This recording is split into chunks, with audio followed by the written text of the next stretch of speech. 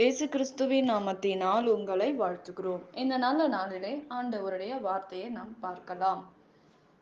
சங்கீதம் 34 10 சிங்கக்குட்டிகள் தாழ்ச்சி அடைந்து பட்டினியாயிருக்கும், கர்த்தரை தேடுகிறவர்களுக்கோ ஒரு நன்மையும் குறைபடாது. ஆம் பிரியமானவர்களே, இந்த கால வேளையில ஆண்டவர் உங்களோட பேசுகிற வார்த்தையை நாம் பார்க்கலாம். இன்றைக்கு நம்முடைய வாழ்க்கையில் கர்த்தரை தேடுகிறவனுக்கோ ஒரு நன்மை குறைபடாது என்று வேதம் சொல்லுகிறது. இன்றைக்கு நம்ம வாழ்க்கையில் குறைகள் தான் அதிகமா இருக்கிறதை நாம் பார்க்கிறோம் பிரியமானவர்களே. ஆனால் வேதம் சொல்லுகிறது, கர்த்தரை தேடுகிறவனுக்கோ ஒரு நன்மை குறைபடாது. நீ ஆண்டவரை முழுமையாக தேடும்போது, ஆண்டவரை முழு மனதோட தேடும்போது, நிச்சயமாக ஆண்டவர் நம்மை ஆசீர்வதித்து நமக்கு சமாதானத்தை தந்து நம்மை சமாதானத்தோட ஆசீர்வாதத்தோட வழி நடத்துகிற தெய்வனா இருக்கிறார் என்று வேதம் சொல்லுகிறது. ஆனால் நம்முடைய வாழ்க்கையில் ஒரு நன்மை கூட குறைபடாது என்று வேதம் சொல்லுகிறது. ஆனால் நம்முடைய வாழ்க்கையில் குறையுள்ள வாழ்க்கையை தான் நாம் வாழ்ந்து கொண்டிருக்கிறதை நாம் பார்க்கிறோம். ஆனால் வேதம் சொல்லுகிறது, குறைவை எல்லாம் நிறைவாக மாற்றுவேன் என்று வேதத்தில் நாம் பார்க்கிறோம். கானான் ஒரு திருமணத்தில் குறைபடும் போதுதான் ஆண்டவர் நிறைவான ஆசீர்வாதத்தை தந்து ஆசீர்வதிக்கிறதை நம் வேதத்தில் பார்க்கிறோம் பிரியமானவர்களே. இன்றைக்கு நம்முடைய வாழ்க்கையில் ஆண்டவர் சொல்லுகிற காரியங்கள் என்னவென்றால், என்னை தேடுகிறவனுக்கு ஒரு நன்மை குறைபடாது என்று வேதம் சொல்லுகிறது. இன்றைக்கு வானத்தையும் பூமியும் உண்டாக்குன கர்த்தரிடத்திலிருந்து நமக்கு ஒத்தாசை வருகிறதை நாம் பார்க்கிறோம் பிரியமானவர்களே. நீங்கள் இரவும் பகலும் ஆண்டவரை அதிகமாக தேடும்போது, இரவும் பகலும் ஆண்டவரே நோக்கி பார்க்கும்போது, ஆண்டவர் ஒவ்வொரு நாளும் ஏசப்பாவை நோக்கி நீங்க பார்க்கிறவங்களா இருந்தால், ஆண்டவர் முதலாவது உங்கள் வாழ்க்கையில் இருக்கிற பயத்தை எடுத்து போடுகிறதை நாம் பார்க்கிறோம். பயம் ஒரு மனிதனுடைய வாழ்க்கையில் விலகும் போது அவனுக்குள்ளாக ஒரு சமாதானமும் தைரியமும் கடந்து வருகிறது என்று வேதம் சொல்லுகிறது. இன்றைக்கு அப்படிப்பட்ட காரியங்கள் உங்கள் வாழ்க்கையில் கடந்து வருமானால், ஆண்டவரை தேடுகிறவனுக்கும் ஒரு நன்மை குறைபடாது என்று வேதம் சொல்லுகிறது.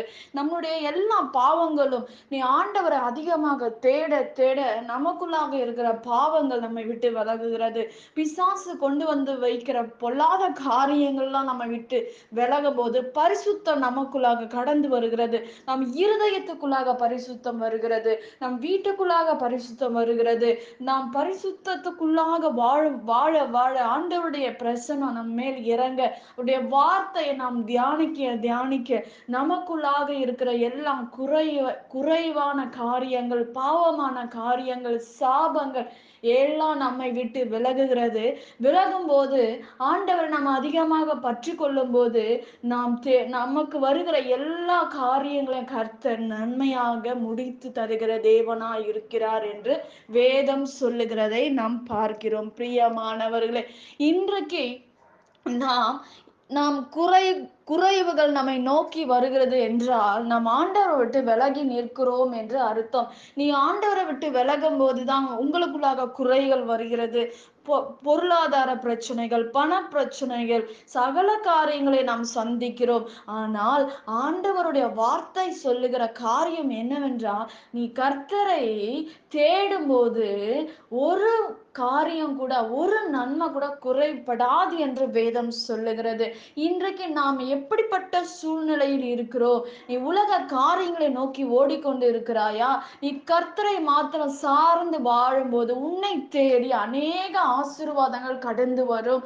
உங்களுக்குள்ளாக ஆண்டவர் பிரவேசிக்கும் போது எல்லாம் தீமையானவையெல்லாம் உங்களை விட்டு ஒழியும் போது, நன்மைக்கு எதுவான காரியங்கள் உங்களுக்குள்ளாக பிரவேசிக்கும் போது, நீங்கள் என்ன காரியம் செய்தாலும் ஒரு நாளும் குறை வராது. நன்மையான காரியங்களை நீங்க சந்திப்பீங்க. நன்மையான மனிதனை நீ சந்திக்க முடியும். உங்களுக்குள்ளாக குறைகள் இருக்குமானால், அந்த குறைவை ஆண்டவர் நிறைவாக மாற்ற வேண்டும் என்றால், ஆண்டவருடைய வார்த்தை உங்களுக்குள்ளாக கிரியை செய்ய வேண்டும். ஆண்டவருக்குள்ளாக நீங்கள் இருக்கும்போதுதான் இந்த குறைவான காரியங்கள் உங்களை தொட முடியாது. குறைவான காரியங்கள் ஏன் வருதுன்னா, நீ ஆண்டவரை விட்டு விலகி இருக்கீங்க. ஆண்டவரோட ஒரு தொடர்புல நீங்க இல்ல, இருக்கிறவங்களுக்கு இப்படிப்பட்ட பிரச்சனை வராது என்று வார்த்தை சொல்லுகிறது. மனுஷனுடைய வார்த்தை மாறலாம், ஆண்டவருடைய வார்த்தை ஒரு நாளும் தரையில விழாது என்று வேதத்தில் நாம் பார்க்கிறோம். பிரியமானவர்களே, இன்றைக்கு நம்முடைய வாழ்க்கையில் குறைவு நம்மை தேடி வருகிறது என்றால், நமக்குள்ளாக நன்மையை நாம் பெற முடியாமல் நிற்கிறோம் என்றால், நமக்குள்ளாக ஏதோ ஒரு காரியம் இருக்கிறது. நீ ஆண்டவரோட நெருக்கத்துல இல்ல. ஆண்டவரோட நெருக்கத்துல இருக்கிற ஒரு மனிதனுக்கு, ஆண்டவரோட இருக்கிற ஒரு மனுஷிக்கு, அவனுக்கு வேதனை வரும், துன்பம் வரும். ஆனா அத அவங்க மேற்கொள்ளுவாங்க. கர்த்தர் அவர்களோட இருப்பாங்க.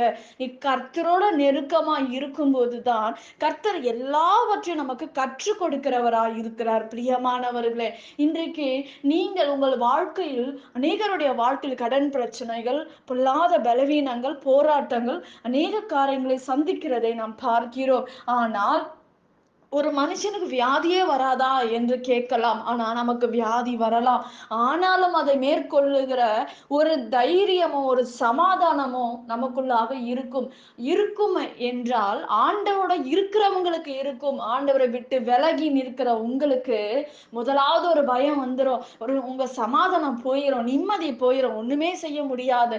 உங்க வாழ்க்கையில ஜெபம் குறைவுபட்டு இருக்கிறது என்று அர்த்தம். நீங்க அந்த ஜெபத்தை அதிகமாக பண்ணும்போது, அதிகமாக தேடும்போது தான் நமக்கு பயம் நம்மை தொட முடியாது. திகில் நம்மை தொட முடியாது.